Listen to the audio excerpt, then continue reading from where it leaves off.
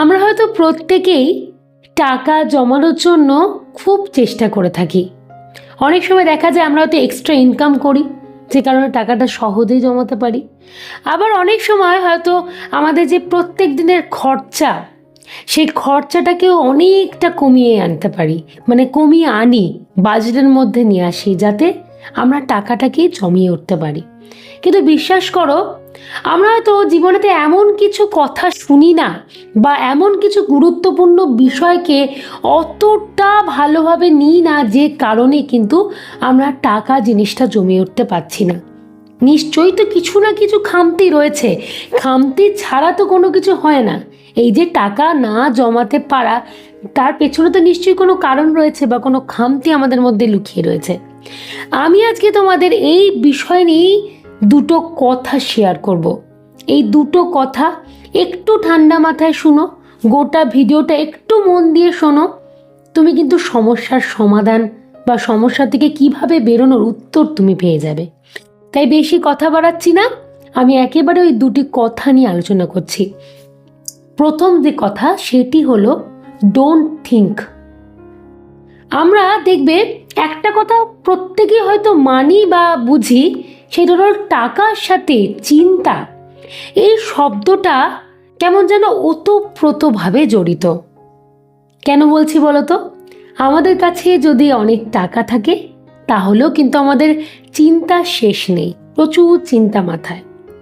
আবার আমাদের কাছে যদি টাকা কম থাকে, তাহলে তো আর বলতেই হবে না, তাহলে তো তার চিন্তার পরিমাণটা দ্বিগুণ কেন, 10 গুণ, প্রচুর চিন্তা, কারণ আমার কাছে টাকা নেই। এবার এই বিষয়টা কেন আসছি বা কেন বললাম তোমাদের, আমি একটা ছোট্ট উদাহরণ দিয়ে বোঝাবো, তাহলে দেখবে গোটা বিষয়টা তোমাদের কাছে কিন্তু পুরোপুরি ক্লিয়ার হয়ে গিয়ে গেছে। ধরো আমরা অনেক সময় বছরের শুরুতে অনেক কিছু আমরা ভাবনা চিন্তা তো করি, বা শুরুতে কেন বলবো, বছরের মাঝামাঝি এসেও বা যে কোনো সময়তেই আমরা চিন্তা করি যে একটা কাজ করবো, এই 1 বছরের মধ্যে আমি কিছু টাকা জমাবো। ধরো সেই পরিমাণটা হলো 50,000 টাকা, যে গোটা একটা বছরের মধ্যে আমাকে 50,000 টাকা জমিয়ে ফেলতে হবে। আমরা কি করছি বলতো, আমরা এটা নিয়ে শুধুমাত্র চিন্তা করছি, না জমাবো জমাবো। এই চিন্তা করতে করতে তোমরা তো বছরের 3 কি 4 মাস কাটিয়ে দিলে, তোমরা কিন্তু মানে ওটা কাজে লাগাতে পারছো না, শুধুমাত্র চিন্তাই করে যাচ্ছ। কোথায় কি চিন্তাটা করছো? আচ্ছা, টাকাটা আমি ইনভেস্টমেন্টে করবো কোথায়, আমি না টাকাটা জমাবো, জমিয়ে আমি কি করব? আমি কি কিছু গোল্ড জুয়েলারি পারচেস করব, নাকি আমি মিউচুয়াল ফান্ডে টাকাটাকে রাখবো, না পোস্ট অফিসের কোনো স্কিমের ওপর যাব, না ব্যাংকের কোনো স্কিমের ওপর যাব?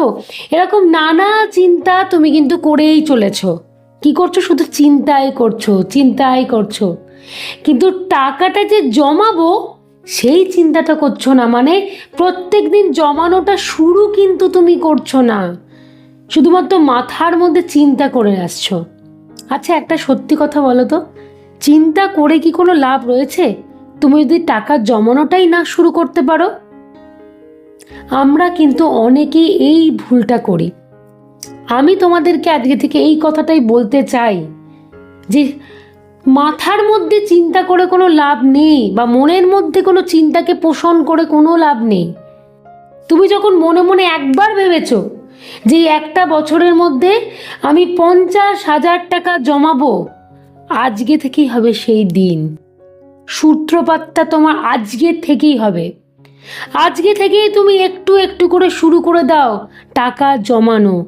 আমরা এই কারণে কিন্তু টাকা জমাতে পারি না।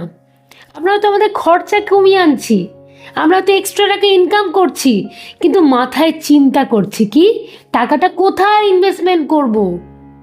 এই করে অনেকটা সময় কাটিয়ে ফেলছি। আশা করি তোমাদেরকে আমি পুরো বিষয়টা ক্লিয়ার করতে পারলাম, নিশ্চয়ই বুঝতে পারছো আমার কথাটা।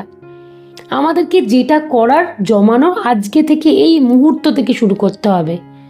মনে রাখবে, তোমার কাছে টাকাটাকে কিন্তু থাকতে হবে, তারপরে কিন্তু তুমি কোনো জায়গায় ইনভেস্টমেন্ট করতে পারবে। তোমার কাছে টাকা না থাকলে তুমি ইনভেস্টমেন্টটা কিভাবে করবে? এটা তো একটা পরিষ্কার সহজ কথা। আর তুমি যদি এইটা মনে করে থাকো আগে আমি মাথার মধ্যে ভেবে নিই যে কোথায় ইনভেস্টমেন্ট করব, তারপরে টাকা সঞ্চয় করব বা টাকা জমাবো, তাহলে তো মানে আমি বলবো সেই দিন আর আসবে না। আমাদের তো হয় মানে সাধারণত যাদের হয়তো ইনকাম তুলনামূলকভাবে কম, তাদের পক্ষে এই দিন হয়তো কোনোদিনই আসবে না। আমার তাই তোমাদেরকে বারবার বলার উদ্দেশ্য এটাই, আজকে থেকেই শুরু করো। চিন্তা ভাবনা করে প্রচুর সময় নষ্ট করা এই বিষয়টা কিন্তু করো না। এবারে দ্বিতীয় যে কথাটার কথা বলবো সেটাও কিন্তু ভীষণ একটা ইম্পর্টেন্ট বিষয়, সেটা হলো ডোন্ট কম্পেয়ার। এই বিষয়টা কীরকম, আমরা চারপাশে তো মেলামেশা করি, অনেক সময় কি করি, হয়তো খুব কাছের কোনো বন্ধু বান্ধব হলো বা কোনো আত্মীয় স্বজন হলো বা পাড়া প্রতিবেশী কেউ হলো, তাদের হয়তো 5টা কোনো বিষয়ের সাথে তুমি তোমার 3টে বিষয়তে, সেই 5টা বিষয়ের মধ্যে 3টে বিষয়তে তুমি হয়তো তাদের থেকে তুলনামূলকভাবে খানিকটা এগিয়ে রয়েছ। এবং তখনই আমরা কি করি, একটা আত্মসন্তুষ্টিতে ভুগি। কি আত্মসন্তুষ্টি? মনে করি আচ্ছা ওরা তো যে জায়গায় বা যে পরিস্থিতিতে রয়েছে তার থেকে তো আমি অনেকটা এগিয়ে। টোটাল 5টা যদি বিষয় হয়ে থাকে, যে কোনো 5টা বিষয়ের মধ্যে আমি তো 3টে বিষয়তে এগিয়ে রয়েছি, তার মানে ওদের থেকে আমার পরিস্থিতিটা কিন্তু মোর দ্যান বেটার, আমি কিন্তু খুব ভালো পরিস্থিতির মধ্যে দিয়ে রয়েছি। আমরা এটা নিজের মনকে বোঝাই, নিজের মনকে একটা সান্ত্বনা দিই। তখনই কি হয় জানো, ওই টাকা রোজগার করা এবং সঞ্চয় করা, টাকাকে জমানো, এই খিদেটা আস্তে আস্তে আমাদের মন থেকে কোথাও একটা দূরে সরে যায়। একটু চোখ কান যদি খোলা রাখো, আর নিশ্চয়ই আমার কথাগুলো শুনে তোমরা রিলেট করতে পারছো, হয়তো তোমরা এরকম কোনো মানুষকে দেখেছো, হয়তো এই কাজটাই তারা করে। শুধু যে একটা নিজে আত্মসন্তুষ্টিতে ভোগে তা কিন্তু নয়, অন্যজনের সাথে তুলনা করতে করতে তার মধ্যে কিন্তু লোক দেখানো বিষয়টা প্রচুর পরিমাণে এসে যায়। আচ্ছা তোমাদেরকে একটু সহজ করে দেওয়ার জন্য গোটা বিষয়টা একটা উদাহরণ দিচ্ছি। ধরো তুমি তোমার আপনজন হোক বা তোমার বন্ধু বান্ধবের মধ্যে হোক, তুমি হয়তো তাদের তুলনামূলকভাবে রোজগারটা ঠিকঠাক করো, তোমার মনে মনে অটোমেটিক চলে আসছে ওদের থেকে তো আমি রোজগারটা কিছুটা হলেও ভালো করি। তোমার তার পরবর্তীতে টাকা জমানোর কথাটা কিন্তু মাথায় আসবে না। তুমি ভাবছো তো আমি তো ভালো পরিস্থিতিতে রয়েছি, ওরা তো আমার পরিস্থিতিতে নেই, আমি ওদের থেকে অনেক উঁচুতে। আবার শুধু তাই নয়, তোমার হয়তো একটা 2 হুইলার গাড়ি রয়েছে, তাদেরও হয়তো 2 হুইলার সেম গাড়িটাই রয়েছে। তখন তোমার মনে হবে যে আচ্ছা ওদের পরিস্থিতি আমার পরিস্থিতি কি সমান হয়ে যাচ্ছে, না আমি তো টপে আছি, ওদের থেকে একটু উঁচু জায়গায় আমি থাকবো।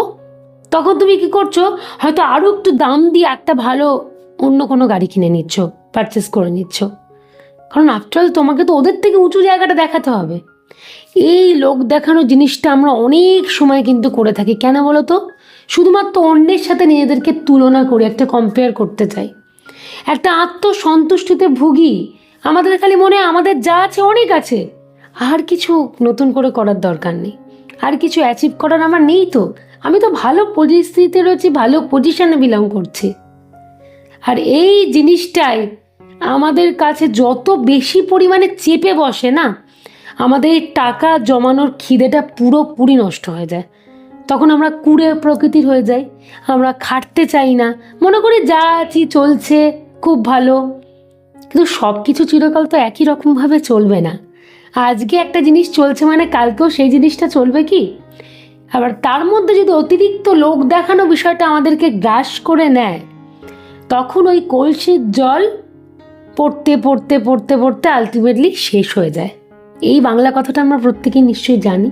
তো আমাদের অনেকের সাথে কিন্তু এই ধরনের ঘটনাই ঘটে। তাই বলবো সাবধান হয়ে যাও, কখনো এই ধরনের পরিস্থিতি নিজের মধ্যে কোনো দিনও মানে আনার চেষ্টাই করো না, আসতেই দিও না।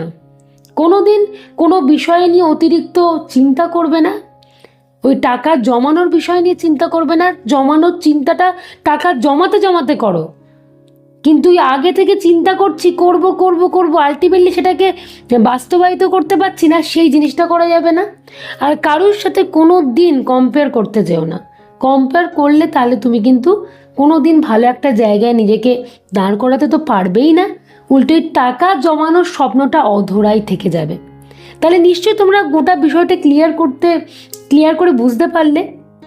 আমিও তোমাদের সহজে বোঝানোর চেষ্টা করলাম খানিকটা উদাহরণ সহযোগে। নিশ্চয়ই তোমাদের কাছে গোটা বিষয়টা এখন পরিষ্কার বা স্বচ্ছ হয়ে গেছে। আমরা শুধুমাত্র চিন্তা করি এটাই যে আমরা টাকা জমাতে পারছি না, কিন্তু কেন পারছি না আমি কিন্তু তোমাদেরকে পুরো বিষয়টাই ক্লিয়ার করে দিলাম। এই বিষয়গুলো যতটা তাড়াতাড়ি সম্ভব একটু বোঝার চেষ্টা করো, দেখবে এই সমস্যা তোমাদের মধ্যে কিন্তু থাকবে না।